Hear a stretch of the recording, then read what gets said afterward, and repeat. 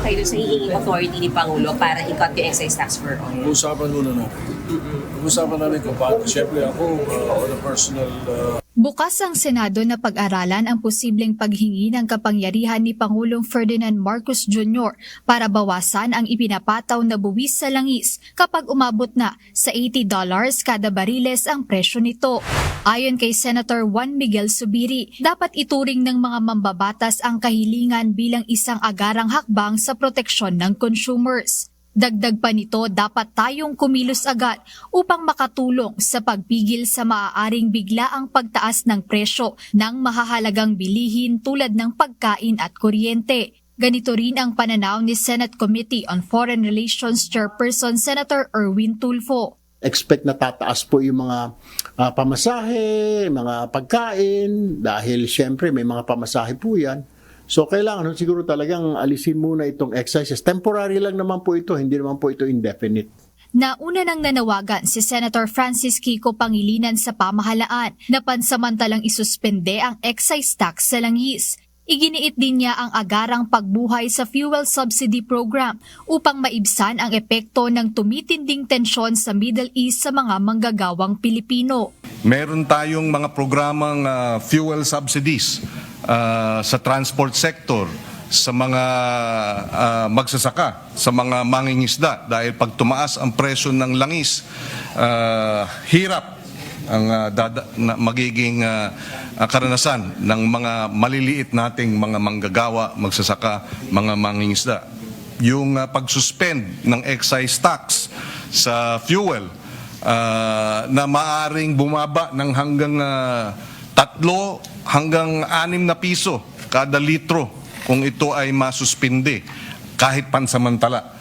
Ngunit ayon kay Senate President Vicente Tito Sotto III, hindi ito dapat gawin ng padalos-dalos, lalo na't may sapat pang reserba ng supply ng produktong petrolyo ang Pilipinas. Pag-usapan namin kung paano may iwasan na gano'n. Kung sakali man, ang pagkakaalam ko, meron pa yatang 2 or 3 months na reserve tayo. So ayon sa Pangulo, kung gano'n yung statement niya, ang ibig sabihin niya, kung hindi na, ito naman, iba nga naman, hindi tumagal. So we might be worried about something that we should not be worried about at this point. So in the meantime, pag-aralan namin.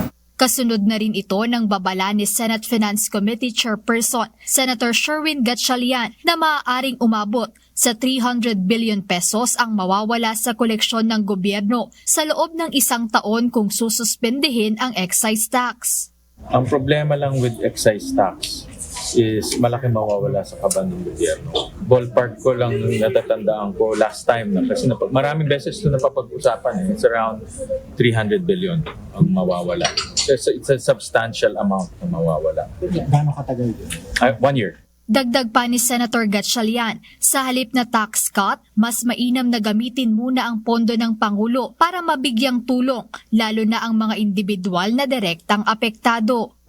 Binigyang diin ng senador na ang pag-aalis ng excise tax ay dapat huling hakbang na ng administrasyon dahil talagang malaki ang mawawalang pondo sa kaban ng bayan kapag ito ang ginawa. Sa Kamara, tiniyak naman ni House Speaker Faustino Bogie III na bukas sila sa pakikipag-ugnayan sa Senado para sa mabilis na pag-amyenda sa batas. Bukod sa excise tax, isinusulong naman ni Navotas City Representative Toby Tiangco ang isang joint resolution para sa pansamantalang suspensyon ng Value-Added Tax o VAT sa lahat ng fuel products habang mainit pa ang sigalot sa pagitan ng Iran, Israel at United States of America. Ito aniya ay upang maibsan ang hirap na dinaranas ng mga mamamayan dahil sa nagaganap na gulo sa gitnang silangan. Jed Neresina, UNTV News and Rescue. Diyos ang aming sandigan, serbisyo publiko ang aming pinahahalagahan.